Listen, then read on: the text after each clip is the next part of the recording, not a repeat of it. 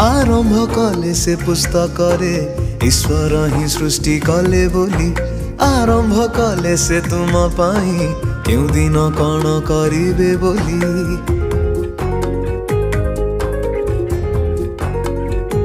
हो आरंभ कले से पुस्तक रे ईश्वर ही सृष्टि कले बोली आरंभ कले से तुम पाई क्यों दिन कौन करिबे बोली जहा रही सेते थर उच्चारिले पिता ईश्वर 6 दिन से दिवारात्र सृष्टि कले से पिता ईश्वर भिन्न भिन्न जाति से करी जीव जंतु को सृष्टि कले भिन्न भिन्न जाति से करी वृक्षलता को सृष्टि कले माटीर मनीष गढ़िले महाशक्ति ताकू देले कल्पित नुहे